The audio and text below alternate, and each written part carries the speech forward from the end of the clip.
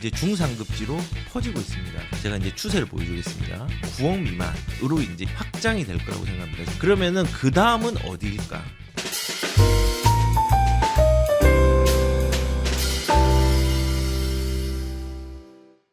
제가 지금 시장이 선회했다 뭐 이런 얘기를 되게 많이 하죠.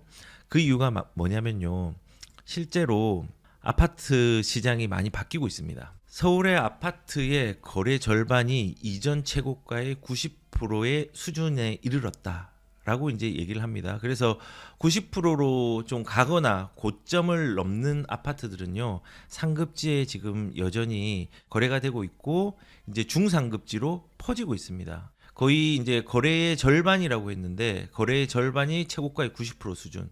지금 서초구 같은 경우가 거의 90% 가까이 왔고요. 그 다음에 강남, 마포, 용산, 양천구도 많이 올랐고요. 송파도 많이 올랐고요. 성동, 광진, 종로, 영등포, 강동구 순으로 꾸준하게 지금 거래량이 최고가에 가까이 가고 있는 양상들이 있습니다. 그래서 우선은 지금 최고가를 어느 정도 쓰고 있느냐라고 이제 보시면은 최고가를 강남 아파트 10건 중에 3건 최고가 다시 썼다라고 하는데 상급지에서 지금 일어나고 있는 상황입니다. 상급지 중에서 지금 보시면은 레미안 대치팰리스 지금 뭐 84 30평이죠. 예, 이전에 종전의 최고가가 35억이었는데 40억으로 되었고, 지금 보면은 개포 우성 2차 이것도 지금 50억, 대형 평수가 50억을 찍었죠.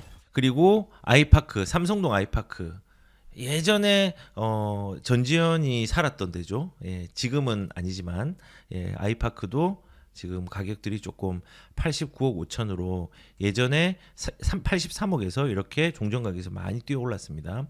뭐 이런 식으로 지금 아파트의 10곳 중에 3곳 정도가 지금 최고가를 다시 쓰고 있다. 그러면 이 상급집만 이렇게 최고가를 쓰고 있느냐? 또 그건 또 그렇지 않습니다. 지금 보시면은 잠실이 먼저 움직였죠. 그리고 토지거래 허가구역이 이제 조금 해제된 전후로 해서 상급지들이 움직이다가 지금은 올림픽 파크 포레온도 사람들이 분주하게 움직이고 있습니다. 그래서 올림픽 파크 포레온도 뭐 지금 뭐 토지 거래 여파로 매매 전세 호가가 좀 상승을 하고 잠실을 못 가는 대기 수요 이동에 매물이 조금 부족하다고 했는데, 여기도 사람들이 인기가 있고 선호가 된 지역이니까 강동의 대전까지도 지금 사람들이 조금의 관심들을 가지고 있는 걸로 보입니다. 그런데 반면에 이렇게 아까 전에 이제 그 하급지 얘기를 했는데 강남 상구 마용성의 집값은 뛰는데 노도강은 소외가 되어 있다 라고 얘기하는데, 실질적으로 노도강은 움직임이 아직까지 가격적으로는 없습니다. 그런데 매수를 하려고 하는 아파트들은 조금씩 늘어나고 있는 것 같습니다. 조금씩 아직 미미하지만은. 그래서 마용성이나 강남 3구가 지금 집값이 뛰는데 노도강은 소외됐다라고 얘기하지만요, 이제 앞으로 지켜보시면은 제가 시기는 못 맞춘다고 했지만요, 분명히 이 시기가 조금 지나고 상승에 대한 폭들이 다른 지역으로도 분명히 옮겨갈 건데 그 옮겨가는 속도와 시기는 제가 맞출 수는 없지만은 분명히 그 옮겨갈 수 있는 여지들이 커지고 있습니다. 왜냐하면 2022년도에 하락이 크게 있었고 2023년도에 초기에 상승이 좀 있었죠. 근데 그 돌덩이가, 파동의 돌덩이, 중심의 돌덩이가 2023년도보다 2024년도 초에 조금 더 세게 퍼졌습니다. 그리고 2024년보다 2025년 지금이 훨씬 더 세게 큰 돌덩이가 팡 하고 떨어져서 파동을 치고 있습니다. 파동을 만들고 있습니다. 그러면 이 속도가 저번 2월달 3월보다 빠르냐? 조금 빠른 게 아니라 많이 빠릅니다. 많이 빠릅니다. 그래서 아니 그냥 말로만 하지 말고 보여줘라고 얘기를 할 수 있으니까 제가 이제 추세를 보여주겠습니다. 자, 이게 이제 2월입니다. 이제 금요일, 저번 주 금요일을 기준으로 2월 달의 거래량의 추계를 한번 볼게요. 지금 보시면은 2월 달의 거래량이 이렇습니다. 이렇게 꺾여서 올라가고 있습니다. 지금 1월 달하고 12월 달인데 요때는 완만한 느낌들이 들죠. 2024년도 2025년도 1월 달은 거래량이 3,328건입니다. 그리고 2월 달 아직 집계가 끝나지 않았는데 집계가 안 끝났습니다. 3월 30일 정도에 끝날 겁니다. 그게 끝나지도 않았는데 1월 달 따라잡고 작년 12월 달이 따라잡고 11월 달도 따라잡고 지금 작년 10월 달 수준으로 올라왔습니다. 많이 올라왔죠. 그리고 2월 달의 속도는 굉장히 빠릅니다. 2월 달에 거래축이 이게 이제 집계가 되면은 5천 건까지도 갈 것 같습니다. 이 정도 속도면요. 5천 건 가지고 갈 수 있습니다. 다만 4,500에서 5천 유효한 게 2월 달은 좀 날이 좀 짧잖아요. 짧기 때문에 어떻게 될지 모르겠지만은 4,500건에서 5천 건 사이 5천 건 정도가 나올 것 같다는 생각이 듭니다. 이 정도 속도면요. 굉장히 빠릅니다. 자, 그런데 자, 지금 이게 2월 달이고요. 3월 8일 기준으로 2월 달 추계라서 요 정도의 속도가 나는데 자, 이게 보시면요. 오늘 기준으로 3월 달 거래량입니다. 요거는 오늘 기준으로 2월 달까지의 거래량이에요. 2월 달에 거래 통계가 아직 집계가 안 됐는데 지금 요거는 3월 1일부터 3월 8일까지 예, 이제 8일간의 거래량의 추이인데 221건입니다. 근데 여기 그래프들은 뭐냐? 여기 보시면은 이 132건은 2월 달에 132건은요. 2월 1일부터 한 일주일 정도 7일에서 9일 사이 거래량 25년 1월에 일주일간의 거래량 8일간의 거래량 이것도 8일간의 거래량 대부분 다 8일간은 7일에서 9일 사이 거래량입니다. 자 보시면요. 2025년 3월 달이 오늘 그 금요일 기준으로 221건입니다. 아마 오늘 통계는 내가 집계를 안 해봤는데 훨씬 더 많이 나올 겁니다. 221건인데 지금 보시면은 2024년 7월 달 보이시죠? 7월 달 같은 경우는 179건. 똑같은 그러니까 7월 1일부터 7월 8일까지 179건입니다. 근데 2023년 7월의 거래량이 9,223건이 나왔습니다. 근데 이 9,223건이 나온 것보다 25년 3월 달에 거래량들이 훨씬 더 큽니다. 그러면 이게 어떻게 될지 모르겠지만 이 추이가 계속 간다고 하면요. 진짜로 8,000건, 9,000건 이상이 나올 거라고 저는 생각이 들거든요. 언제? 3월 달에 통계가. 그러면 3월 달에 통계가 서울의 통계가 나오면은 이제 거래량이 이렇게 폭발한다는 거는 아마도 그 가격에 반영되어 있겠죠. 그 거래량이 많다는 거는 집값의 결과값이 거래량이니까요. 그래서 저는 지금의 추이가 잠시 그냥 머물다가 그냥 끝나는 게 아니라 지금 추세가 돌아섰습니다. 추세가 저는 확정되었다고 생각합니다. 올라가고 거래량이 늘어나는 추세가. 그러면 이제 이 추세가 어떻게 확정되었느냐? 고가 아파트는 거래량이 조금은 상대적으로 부족하나 거래가 되면서 신고가가 일어나고 있습니다. 지금 사람들이 거래를 좀 선호하고 많이 이루어지고 또 있는 부분들은 또 10억에서 한 15억 전후 사이의 아파트의 거래량들이나 그런 부분들이 좀 선호되고 또 활발하게 일어나려고 하고 있습니다. 그러면은 그 다음은 어디일까? 이제는 9억 미만으로 이제 이 추세가 확장이 될 거라고 생각합니다. 제가 그렇게 확장이 될 가능성이 있다고 생각하는 이유가 돌덩이가 크다는 걸 말씀드립니다. 2024년도보다 더 큽니다. 2024년도에 지금 보시면은 2024년도에 거래량이 2월 달에 2,400건이고 3월 달에 4,450건이잖아요. 근데 지금 보시면은 2월 달이 지금 벌써 따라잡았어요. 통계가 집계가 끝나지 않았는데 그만큼 빠른 겁니다. 그래서 지금은 거래량의 추세가 거의 확정되어 올라가고 있는 상황이다. 그리고 아직까지 이 퍼짐은 서울에만 있냐? 경기도도 거래량들이 1.8배 정도가 다 늘어났습니다. 그래서 경기도에도 퍼지고 있고요. 지방은 어떠느냐? 지방은 아직까지 퍼지고 있지는 않습니다. 지방은 좀 적체가 좀 있는 지역들, 광역지자체들 아직까지 있거든요. 근데 지방이라고 가만히 있을 거냐? 그건 아닙니다. 부동산은 연결이 돼 있다고 늘 얘기를 했습니다. 그래서 지금 거래량으로 본다고 하면은 지금 현재 서울이라든지 경기도권에는 추세적인 상승으로 그 길에 갈까 말까가 아니라 이제 진입을 했다. 그리고 부동산들이 굉장히 분주하다. 그리고 우리가 거래가 많이 일어날 때 상급지는 이미 고점들을 뚫고 올라가고 90% 가까이, 고점 대비 90% 가까이 올라온 게 많지만은 실제적으로 하급지 같은 경우는요, 조금의 급매들이 소진이 되고 난 다음에 그런 부분이 거래량에 반영이 되고 다시 올라가는 추세로 갈 수 있는 방향은 분명히 있다고 생각을 합니다. 그래서 지금 시장의 방향이 이렇다. 아니 지금 상급지만 올라간다라고 얘기하지 마십시오. 왜냐하면 상급지만 올라가는 부동산은 없습니다. 물론 이상한 물건들은 올라가지 않고 인플레이션 해지를 할 수 없는 물건들도 있지만은 보편적이거나 상급지와 유관하게 중하급지 중에서도 진보하거나 좋은 물건들은요, 그에 비슷하게 반응을 할 수 있습니다. 그래서 사람들이 여기 보시니까는 노원을 갖고 있는 이별님께서 노원을 갖고 있는데 정말 안 오르네요 라고 얘기했는데, 사실은 오래 갖고 있다는 게 어느 정도인지 모르겠어요. 왜냐하면 2020년 2021년도는 오르고 그 이전에 이후에는 조금 덜 올랐고 상승기에 상급지만 올랐잖아요. 근데 제가 이제 말씀을 드리고 싶은 건요, 부동산은 인내심이 덕목이 돼야 됩니다.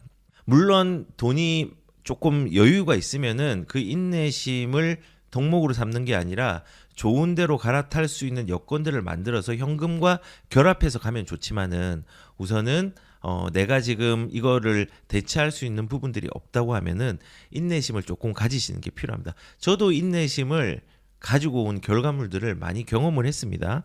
부동산도 그렇고 금융도 그렇고. 그래서 우리가 항상 내가 물건을 가지고 있고 기다릴 때가 가장 길게 느껴집니다. 가장 길게 느껴집니다. 그래서 뭐 지금 안 오른다고 했는데 조금만 노원 같은 경우는 물건이 좋다고 하면은 좀 잘 가져가셨으면 좋겠다는 생각이 듭니다.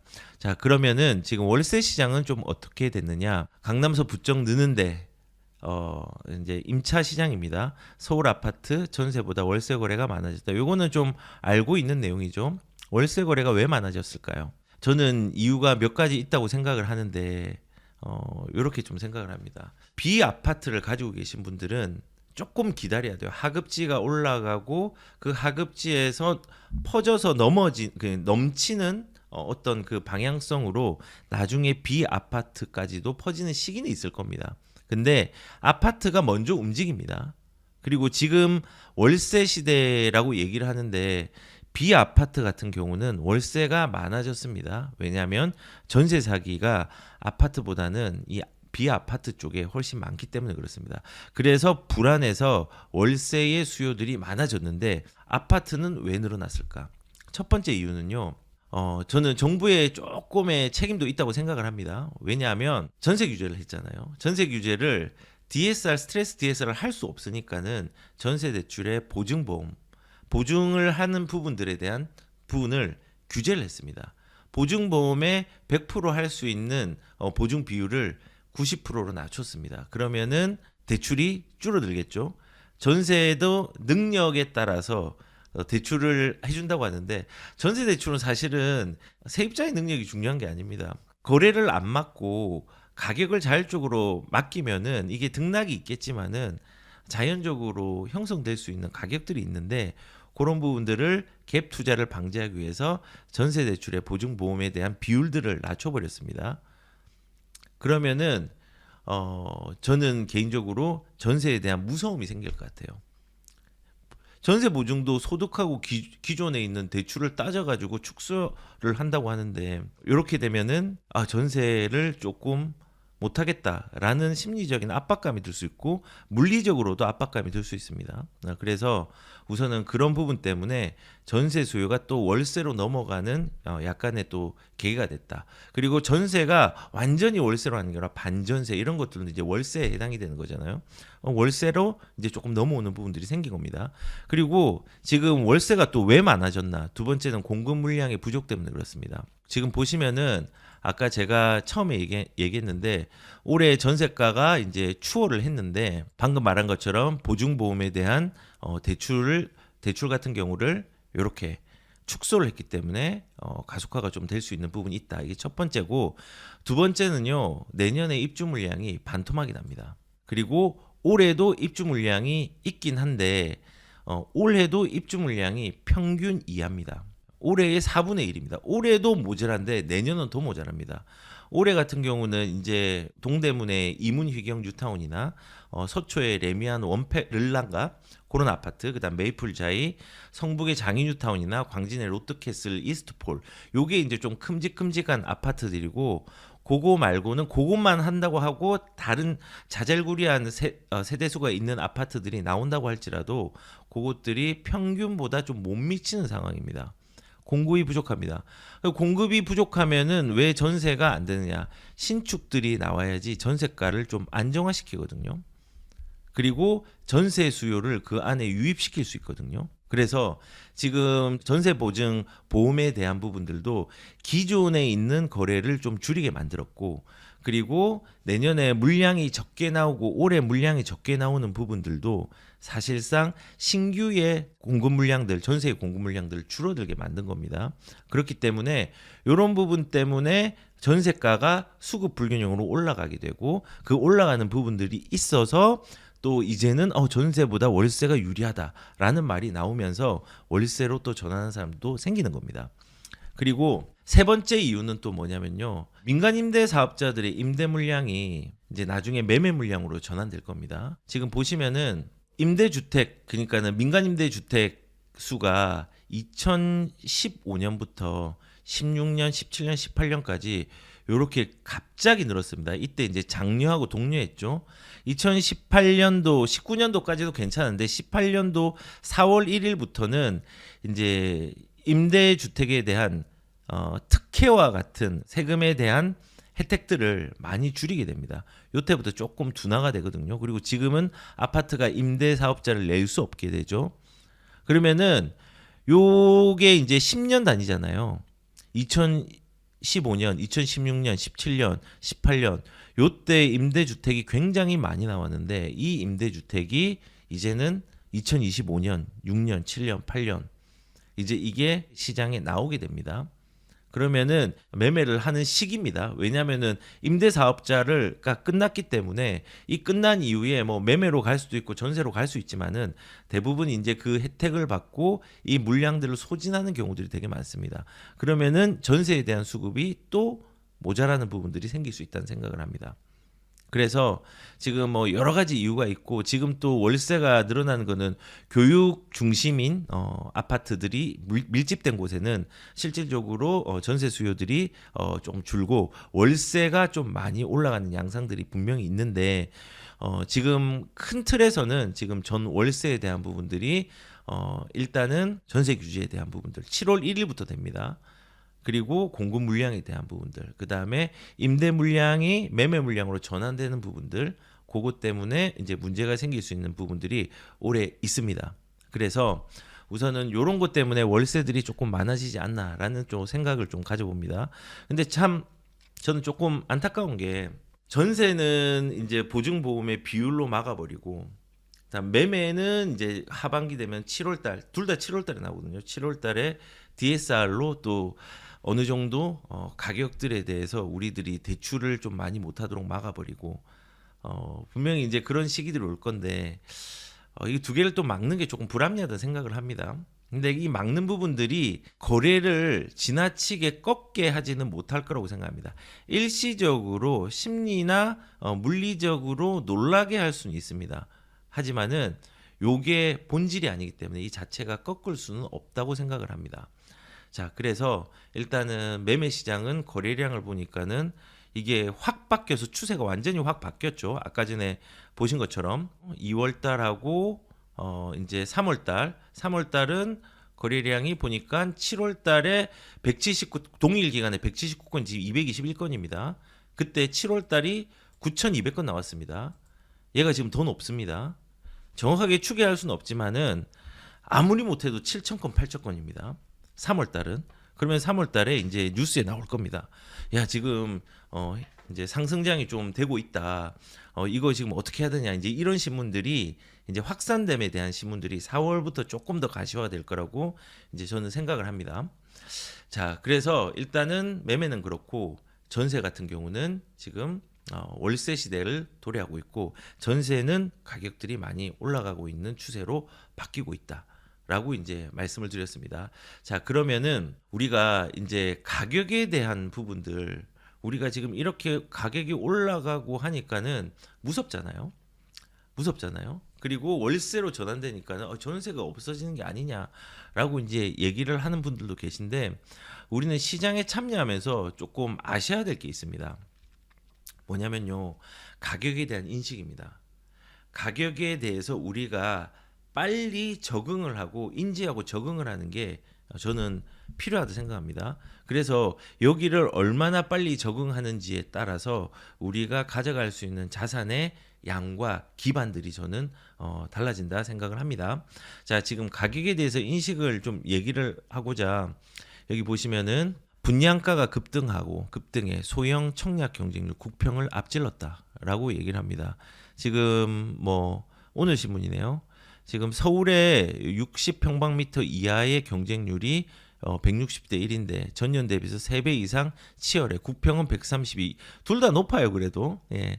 이게 국평을 앞질렀지만요. 국평도 여전히 인기가 좋습니다. 그런데 다만 우리가 가격을 아까 적응을 하라 했잖아요. 빨리 인식하고 적응을 하라 했잖아요. 그런 적응들이 지금은 과도기적인 단계이기 때문에 쉽게 적응이 안 돼서 국평을 가고 싶지만은 가격적인 것들을 고민하면서 지금 저는 개인적으로는 소형도 이제 가격이 국평이 너무 높으니까 이제 소형도 좀 생각을 해서 진입을 한다는 생각이 듭니다. 여기에 보면은 여기에서 이제 말을 하고 있는 게 광운대 역세권 앞에 서울원 아이파크라고 있죠. 예, 서울원 아이파크가 1순위 청약 경쟁률이 268대 1이었는데 이제 30평이 19대 1보다 월등히 높았다. 요것도 가격에 적응을 못했죠. 왜냐하면 이 가격이 14억이 넘었거든요. 14억이 넘으니까는 상대적으로 조금 5구 타입 정도, 전용 60 이하 타입으로 가는 게 20평대로 가는 게 가격적인 메리트는 있겠다라고 생각한 것 같습니다. 근데 개인적으로는 30평대가 더 세게 오를 겁니다. 분양가는 시세보다 주변 시세보다 못한 14억 4천으로 해서 미달이 발생해가지고 558가구가 무순위 청약에서 진행한 바가 있다라고 했는데요. 지금 이제 가격을 적응을 못해가지고 미순위 청약이 발생을 했죠. 그런데 뭐 이 아이파크 같은 경우는 거의 완판을 했습니다. 펜트하우스 빼고는 전부 완판을 했기 때문에 이제 이게 적응하고 있는 단계입니다. 그리고 잠실에 레미안 아이파크라는 아파트도 있잖아요. 레미안 아이파크도 재건축하고 좋은 아파트죠. 한강에 붙어 있는 아파트는 아니지만은 그래도 신천동에서 꽤 괜찮은 아파트라고 생각을 합니다. 거기 5구 타입이 한 420대 1 정도 됐어요. 근데 이제 84 타입, 그러니까 30평이죠. 30평은 한 249대 1. 뭐 둘 다 높은 경쟁률인데 아무튼 5구 타입이 조금 더 경쟁률이 높았습니다. 여기도 당연히 완판이 됐겠죠. 부동산을 잘 하려면요, 저는 가격에 빨리 적응해야 한다 생각합니다. 이거를 늦게 적응할수록 후회하는 분들이 많습니다. 오늘도 제가 상담하신 분 중에 한 분이 자기 지인이 예전에 수원에서 이제 신축 이번에 입주를 하는데 그때 가격이 8억대인가 해서 너무 비싼 거 아니냐, 30평이 고민이 된다라고 했는데 지금 지나고 나니까는 되게 싼 거예요. 되게 싼 거예요. 그리고 예전에 작년에 상도 푸르지오 클라베뉴라는 아파트 아시죠? 그 클라베뉴라는 아파트가 한 14억 정도 했습니다. 입지는 영 아니다. 사람들이 그런 얘기를 많이 했습니다. 동작구지만은 한 8번인가 7번 정도 줍줍을 했습니다. 근데 걔도 완판이 됐습니다. 완판이 됐습니다. 작년에 완판이 됐습니다. 너무 비싸다고 했는데 지금 강북, 노원 여기에서 14억짜리가 30평이 분양이 되는데 사실 상도 푸르지오 클라베뉴가 입지가 더 좋거든요. 그냥 동작이라는 입지만 볼 때는. 그럼 14억 지금 싸게 보이는 거죠. 적응을 빨리 하셔야 됩니다. 예전에 2008년도 6월 달에 반포자이 아파트가 분양을 한 10억 정도, 11억 정도 했습니다. 근데 얘는 지금 얼마를 할까요? 40억 하잖아요. 이 반포자이 같은 경우도 미분양이었습니다. 레미안 퍼스티지도 미분양이었습니다. 그것도 11억에 분양했거든요. 비싸서 그때 적응을 못했습니다. 금리도 비쌌고요. 그리고 반포자이랑 레미안 퍼스티지가 거의 뭐 2008년도에 분양을 해서 분양가가 10억, 11억이었는데 한 2년 뒤에 시세가 16억, 17억으로 갔습니다. 근데 한 3년 뒤에 그 옆에 레미안 아이파크인가 한 게 있잖아요. 아파트가. 그 아파트가 13억에 분양을 하니까 얘는 이제 수익을 못 낸다라고 얘기를 했는데 걔도 수익을 냈습니다. 그리고 레미안 크레시티 얘도 비싸다고 했습니다. 2011년도에 4억 7천. 동대문 그 안 좋은 동네에서 무슨 아파트가 이렇게 비싸냐. 예. 2년 뒤에 6억으로 바뀌고 지금 레미안 크레시티가 한 지금 15억 정도 하나요? 지금 그렇게 바뀐 거거든요. 우리는 빨리 적응을 해야 돼요. 그리고 마레프 같은 경우도 분양가가 2013년도 시장이 딱 좋아지려고 할 때 대규모의 아파트가 나왔죠. 걔도 미분양이었습니다. 7억 3천만 원에 분양을 했는데 미분양했습니다.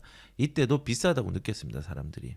그리고 서대문 DMC 파크뷰자이 얘도 입지가 아주 나쁘진 않거든요. 서대문이지만 걔가 5억 6천인데 이 5억 6천도 그때 사람들이 부담스러워했습니다.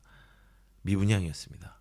고래힐 고덕 레미안 힐스테이트 지금 사도 되는 아파트죠. 걔 분양가 6억 8천이었는데 미분양이었습니다. 2년 뒤에 5억 올랐습니다. 5억. 그래서 저는 좀 말씀을 드리고 싶은 게 가격에 빨리 적응해야 됩니다. 빨리 적응하고 시간을 들이는 투자를 하고 그리고 이 시간을 들이는 게 힘들지만요. 이게 느려 보이지만요. 최고로 빠른 투자가 될 수 있다 생각합니다. 누수가 없잖아요. 내가 그것만 잘 견디면은. 그래서 가격에 대한 어려움들 적응을 하셔야 되고 우리가 적응을 못한 이유는 급하게 올라서 그리고 두 번째는 불확실성. 우리가 불확실성을 힘들어 하잖아요. 모르니까 미래가 어떻게 될지 모르고 그리고 장기적으로 갈 것 같으니까 부동산 또 장기적으로 가져가야 되거든요. 그래서 우리가 가격에 적응하는 시간들을 잘 가져야 됩니다.